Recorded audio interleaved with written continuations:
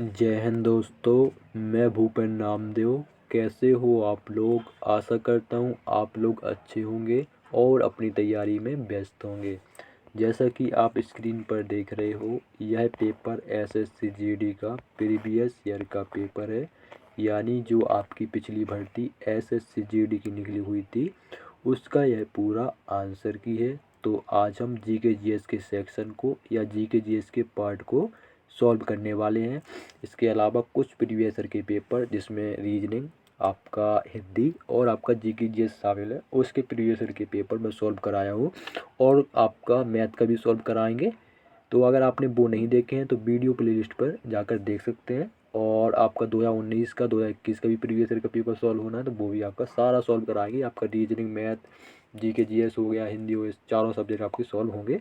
तो चैनल को ज़रूर सब्सक्राइब कर लें और वीडियो को लाइक कर सकते हैं अच्छा लगे तो दोस्तों, जीके जीएस का आपका पहला प्रश्न है। 2011 जनगणना 2011 के अनुसार किस भारतीय राज्य का जनसंख्या घनत्व सबसे कम है?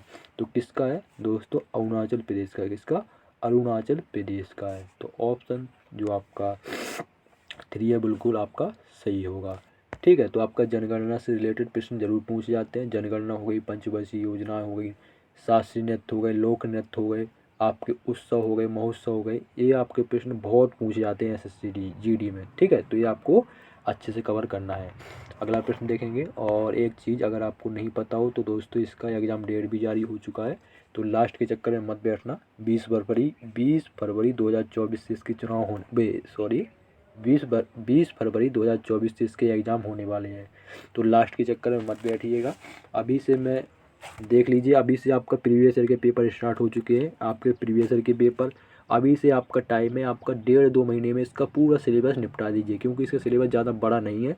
माइंड में सेट करना है दोस्त। अगर आप माइंड में सोचो बड़ा है तो आपको लगेगा बड़ा है, अगर आप सोचो छोटा है तो आराम से निपट जाएगा। ठीक है, और आपका रीजनिंग और जीके जीएस आपका रीजनिंग और आपका हिंदी एक ऐसा सब्जेक्ट है जिसमें आप 20 में से 20 अंक ले सकते हो। तो रीजनिंग और आपको हिंदी को और मैथ को भी अच्छे से पढ़ना है।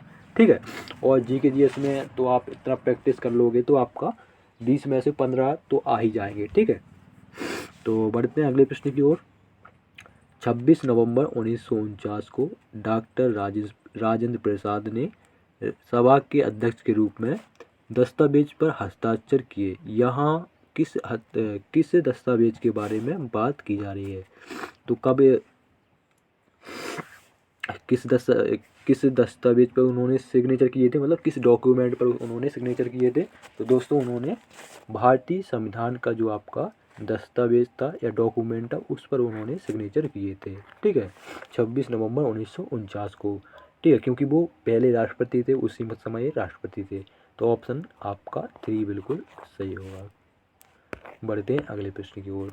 अगला प्रश्न है आपका, वेम्पति चिन्ना सत्यम ने किस नृत्य शैली में अपनी पहचान बनाई? तो दोस्तों, जो आपके चिन्ना सत्यम है ये आपके कुचिपुड़ी, इससे कुचिपुड़ी शास्त्रीय नृत्य से संबंधित है या कुचिपुड़ी नृत्य शैली से संबंधित है। तो ऑप्शन 3 आपका बिल्कुल सही होगा।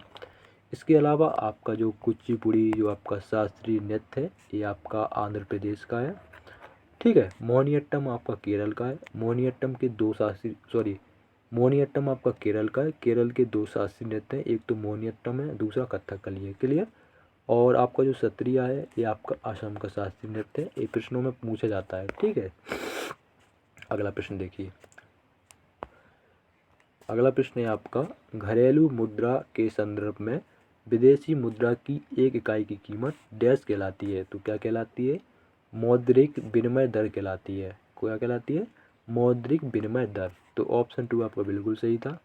ठीक है, और आपका यह प्रश्न इकोनॉमी से है, यानी अर्थशास्त्र से है। अर्थशास्त्र से आपके काफ़ी प्रश्न पूछे जाते हैं, जैसे पंचवर्षीय योजना हो गई, ये सब आपका पंचवर्षीय योजनाएं हो गई, आपकी हरित क्रांति हो गई, ये सब आपका इकोनॉमी के अंतर्गत ही आते हैं। अगला प्रश्न देखिए, किसने जून 2022 में महाराष्ट्र के नए मुख्यमंत्री के रूप में शपथ ली? तो किसने ली? एकनाथ संभाजी शिंदे ने। किसने ली? एकनाथ संभाजी शिंदे ने। ठीक है, तो आपने संभाजी तो नहीं सुना होगा, अधिकतर आपने नाम जरूर सुना होगा एकनाथ शिंदे। ठीक है, तो वही है ये। तो ऑप्शन 4 आपका बिल्कुल सही होगा। बढ़ते हैं अगले प्रश्न की ओर। अगला प्रश्न आपका, भारतीय भारोत्तोलक सैखोम मीराबाई चानू ने 2021 में उस समय इतिहास रच दिया जब वे डैश में रजत पदक जीतने वाली पहली भारतीय भारोत्तोलक बनी। ठीक है, यानी भार उठाने वाली भारोत्तोलक बनी। तो कब बनी है? Tokyo Olympic. ठीक है, टोक्यो ओलंपिक में इन्होंने इतिहास रच दिया। तो ऑप्शन 3 आपका बिल्कुल सही होगा। ठीक है, तो बढ़ते हैं अगले प्रश्न की ओर। अगला प्रश्न है आपका, सरकार की प्राप्तियां जो देयता सृजित करती हैं या वित्तीय परिसंपत्तियों को कम करती हैं डैश कहलाती हैं। तो क्या कहलाती हैं? ये आपकी पूंजीगत प्राप्तियां कहलाती हैं। क्या कहलाती है? पूंजीगत प्राप्तियां। तो ऑप्शन 3 बिल्कुल सही होगा। अगला प्रश्न देखिए, निम्नलिखित में से कौन सा बसंत उत्सव गोवा में मनाया जाता है? तो कौन सा मनाया जाता है? तो दोस्तों सिगमो मनाया जाता है। कौन सा? सिगमो जो है आपका, ये आपका गोवा में मनाया जाता है। तो ऑप्शन 2 आपका बिल्कुल सही होगा। अगला प्रश्न है आपका, मई और जून के महीनों में देश के उत्तरी भागों में चलने वाली तेज गर्म और शुष्क स्थानीय हवा को क्या कहा जाता है? क्या कहा जाता है? सभी लोग को पता होगा, उत्तरी भाग यानी उत्तर प्रदेश साइड, तो उसको लू कहा जाता है। ठीक है, क्या कहा जाता है? लू। हमारे यहाँ लपट कहते हैं, वही आपका लू वही कहलाता है। तो ऑप्शन 4 आपका बिल्कुल सही होगा। बढ़ते हैं अगले प्रश्न की ओर। अगला प्रश्न आपका साइंस है, पढ़ेंगे इसको। विकास की प्रक्रिया के दौरान कोई देश अवसंरचनात्मक परिवर्तन से गुजरता है। निम्नलिखित में से कौन सा इस अवसंरचनात्मक परिवर्तन का एक संकेत है? तो कौन सा है? ऑप्शन 4 देखो, जीडीपी में कृषि का योगदान घटता है। तो ऑप्शन 4 आपका बिल्कुल सही होगा। बढ़ते हैं अगले प्रश्न की ओर।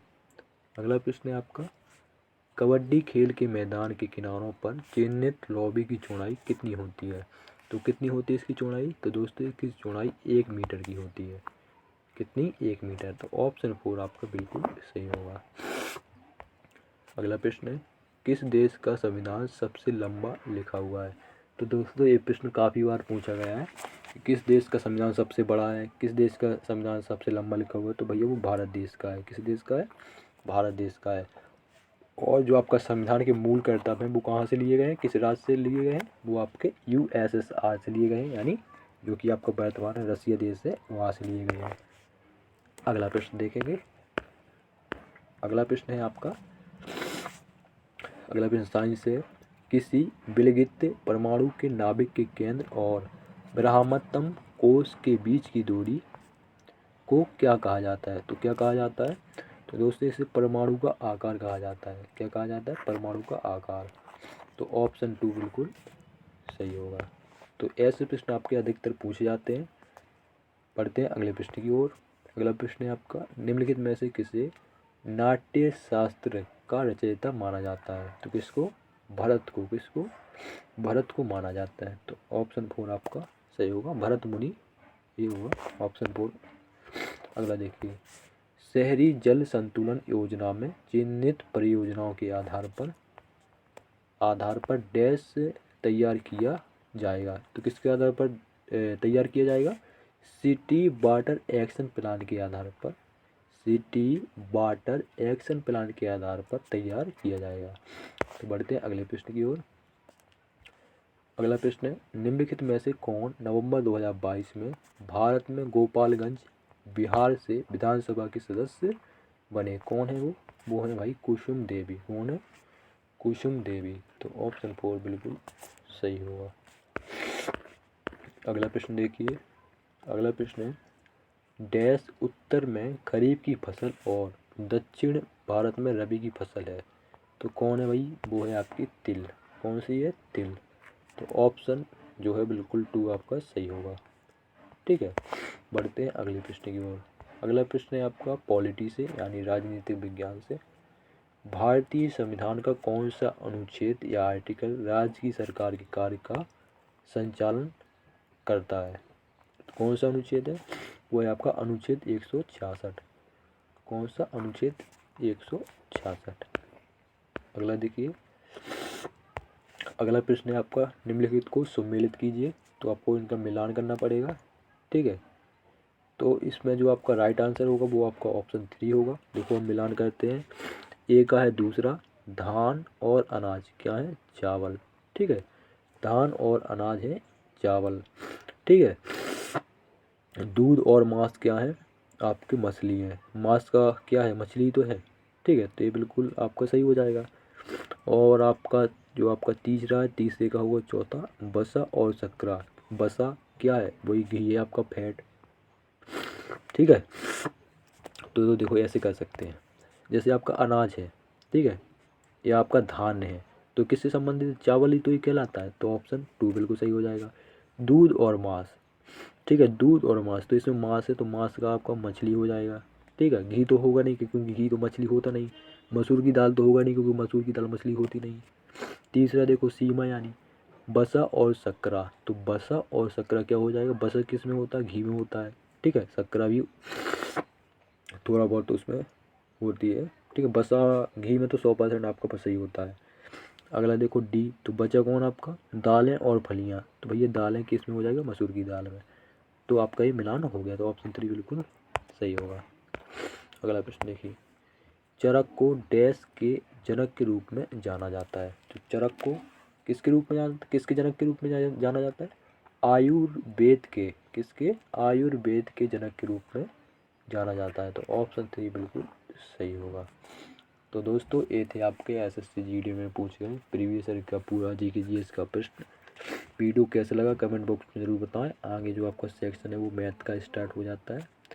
कुछ मिस्टेक हुई हो तो आपको बिल्कुल ज़रूर बताना है। तो मिलते हैं किसी नेक्स्ट वीडियो में, तब तक के लिए जय हिंद।